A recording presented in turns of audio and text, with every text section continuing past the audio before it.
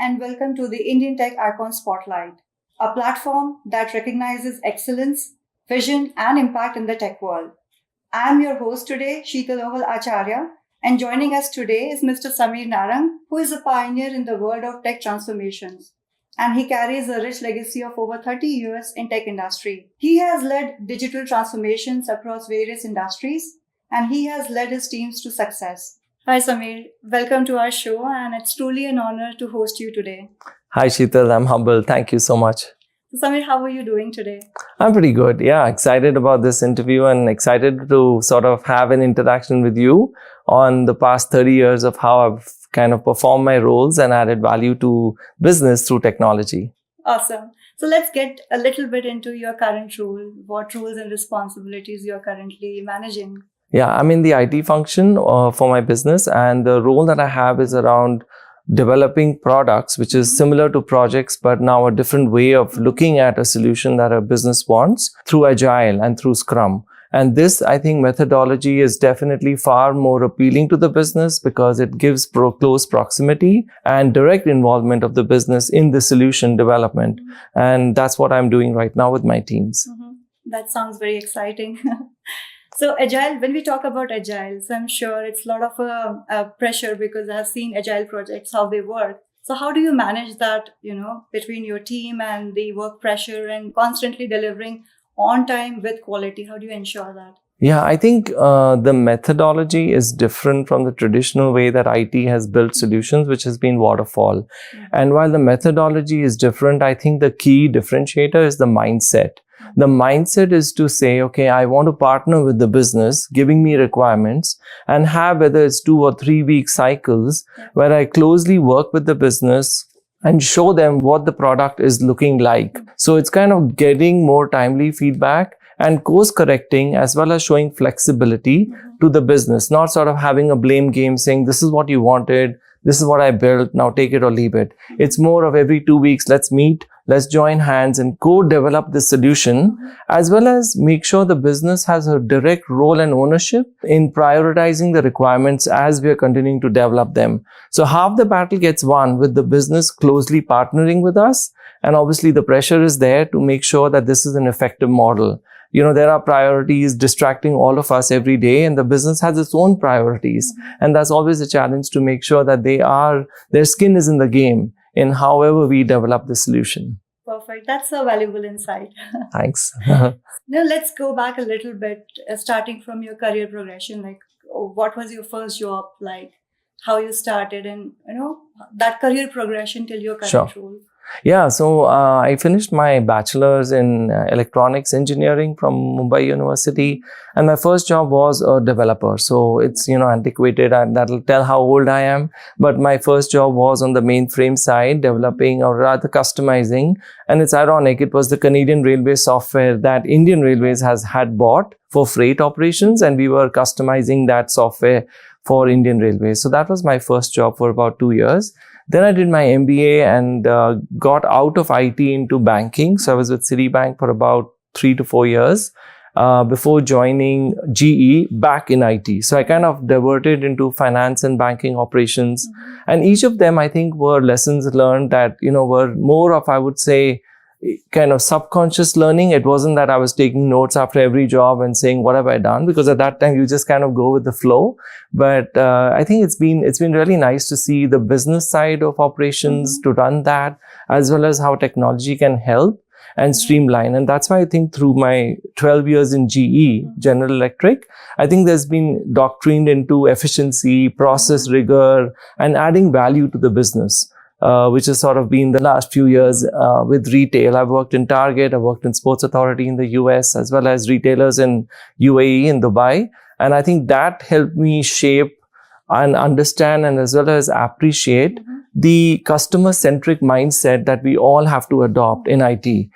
Being directly responsible for customer experience, along with process adherence and process rigor, I think has been a very potent combination that has helped me throughout. That's again a very wonderful insight, and I love the idea of retrospecting after every job, Sure. Learning for ourselves what it's all about. Yeah, that's true. I think it's important, even if it's later on in life, to always reflect and say, what was it that I learned from here? And, kind of learn as well as then adopt and be flexible to whatever learnings you might have. Because, there are always good things in a job and bad things. Sometimes even with your own leader, there are good things you learn, and there are certain things you learn that you don't want to do. And, I think we're all in this journey of learning as long as we are in a corporate career, and that's important. Definitely.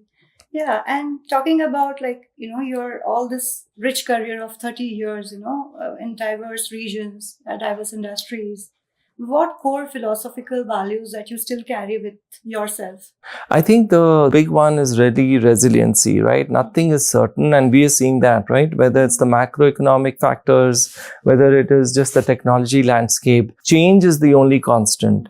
And how do you react to change? Do you see it as an opportunity, or do you see it as a threat? And I think being resilient to change, not reacting it or withdrawing and sort of seeing it as a threat, but really seeing it as an opportunity to take it forward, leveraging technology, leveraging whatever help you get. It may be mentorship through people. It may be some process changes that you can bring into the organization. Maybe technology tools like Gen AI. I think all of that is always good to take you forward. So resiliency, I think, has been important. Adaptability has been important. As I said, customer centricity is really changes how you look at things, because now you're not looking at your role as a process doer, but more of the end-to-end or wing-to-wing experience of multiple processes. And how does that sort of, what needs to change in that? So I think those are three core philosophies that I always try to imbibe in any role I take up. That's a great perspective. And yeah, being agile and being adaptable is, I think, what the tech world needs today. Yeah, sure. Keeping ourselves upgraded and, upgrading the teams as well. So Samir, could you share a bit about your journey to Canada? When did you move to Canada? And, how are you feeling in Calgary, specifically in terms of the tech landscape? What are the challenges do you see, and what are the opportunities you see in Calgary? So we've been in Calgary or in Canada for about 6 years now. So it started with our son entering university in British Columbia. And I think when we came here to drop him, we were in Dubai. We started to understand that there were opportunities to relocate, and Canada was very welcoming to immigration. So that's how I think we started the process. And then I was fortunate to get an opening here in Calgary. In hindsight, I think compared to Vancouver, we like the city. It's kind of nice and bright and sunny, and the seasons are truly something you can enjoy very, very differently. So it does give a break. As far as tech landscape is concerned, I think Calgary is seen and branded as a oil and gas town, right? It's clearly very, very dominant in one industry. And I think that industry is very important. It's actually the backbone of the entire country, to be honest. But I think Canada and Calgary in general has the advantage of lower cost as compared to US to draw talent, or to, kind of source talent through immigrants, and then provide it not just to Canada, but to the US. So suddenly your economy, which is, let's say 40 million, grows up to 340 or 400 million. And that's a quantum leap. So Calgary as a city is actually good. The cost of living is pretty decent compared to Vancouver and Toronto.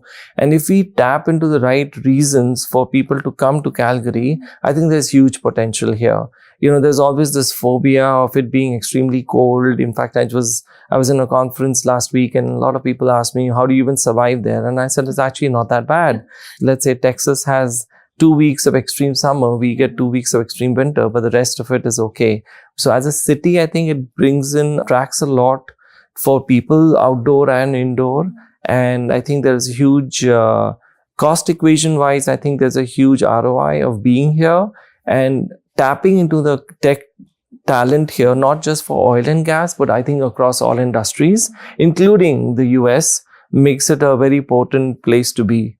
Yeah, that's a wonderful take on the city. And I also personally love Calgary. So it's a beautiful place. And we definitely are seeing the market growing here for tech as well. Yeah. Let's talk about since we are talking about the technology in Calgary and the tech side, what's your say on the AI and ML these days? And how do you see industries changing because of the AI? I think it's AI, ML, as well as Gen AI now. And then, from Gen AI, which was initially, so let's take it in steps, right? So AI is basically having a machine bring in some intelligence to your data, right? So mining it. And then you had machine learning, which is learning from that data to predict, to help you, right, with decision making. And then I think as you get Gen AI into it, it's kind of generating some content that is machine learned or it is intelligent for you to take action on. The next phase of this is actually agentic AI. Now, agentic AI is not just helping you take action, but replacing people and actually taking some actions. So slowly what you're seeing is it is in many ways, even though it's a machine, it's really becoming your assistant or now becoming a colleague of yours, taking certain actions that you would have otherwise taken manually. And I think that the pace of that change is so immense that one has to get onto this bus quickly, because right from agentic, you will get multimodal AI. So there's AI itself is evoluting.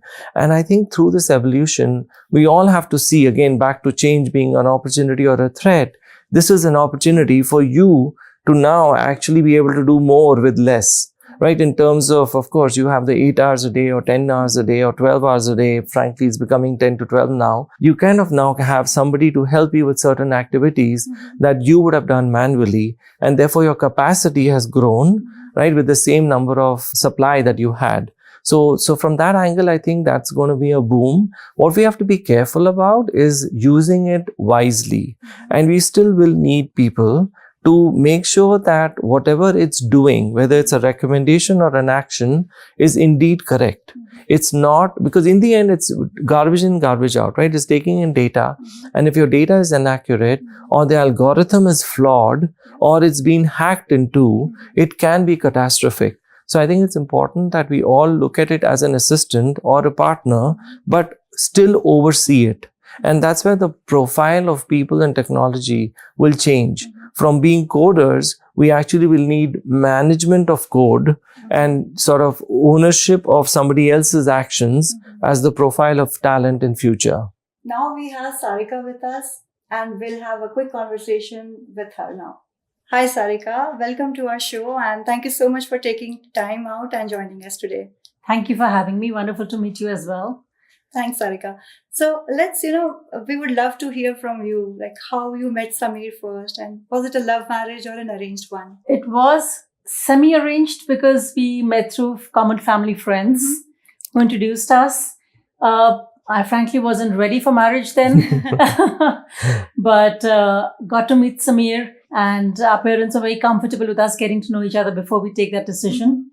So that helped. And then I did my magic and convinced her. Absolutely. So, yeah, it seems like eons ago, but it's been a beautiful journey. And you both come from the tech world. We do. So, Samir's, of course, has vast experience across different companies and continents. I have been working and taking breaks to be with the kids as and when required. And we have traveled a lot. So that's also been a reason for me to just be there with Samir and support him as much as I can. For sure, yeah. And if I may ask you, if you have to describe Samir in few words, being as a husband or as a professional, how would you describe him? What people don't know about Samir is probably that he's actually a really calm person inside. He believes a lot in family values, and then he has a calmness around him that he brings in any environment. And that I think is due to the meditation that he enjoys doing and spending time. So otherwise, I think everybody, all my friends and family dote over him, and I don't blame them because he's so easy to get along with. For sure. Thank you. And that's beautifully explained, Sarika. Now, if I may ask, right, after like busy or hectic schedule over the week, how do you unwind during the weekend? Are there any family rituals that you follow or you go to some places? Yeah, so I think what we do is collectively as a family watch some shows that all of us like watching. And I think COVID has helped cement that as a ritual, literally, as you said. So we all spend time, whether it's board games or whether it's some TV shows, to just have a common theme where we can all interact and socialize, as well as, watch something which is relaxing for all of us. That's I don't know whether you awesome. have anything else. Yeah, and Samir likes to go out on small treks. Mhm. And we do little picnics outside whenever the weather permits here, Mhm. and carry our little cup of tea in a thermos and sandwiches and spend time Mhm. together. And since we've traveled a lot and moved across a lot of Mhm. countries and continents, as a family, we are exceptionally close. Mhm. So we don't seek outside interaction as Uh-huh. much and are just happy amongst ourselves. Mhm. That Love helps. that bond. Yeah. Yeah.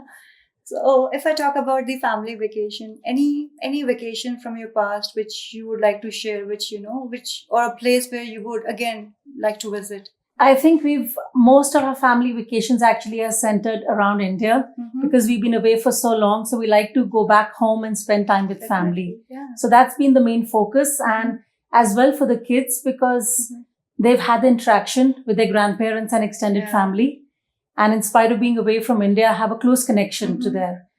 And we try and take small trips in Mhm. between as well. Mhm. And having traveled to so many different countries and lived there, I think we've had the privilege of visiting a lot of places. Yeah, that's wonderful, and it's always lovely to kind of stay connected with your roots. I think going back to Delhi becomes natural because that's the time we also get with my parents and kind of my sister. So that's good family bonding time once again, and Mhm. again reinforcement of some of the values from them. Awesome. And how about your kids? Do they enjoy going to India? Oh, absolutely. They get pampered, I can get all relate their wish list fulfilled. that. And they do have a close bond with Mhm. their cousins, even though they've been away, Mhm. and with the grandparents who visit us as well regularly. Mhm. So they enjoy being there, even though they don't have any friends there, Mhm. but they spend time with family, which they do really enjoy. Lovely.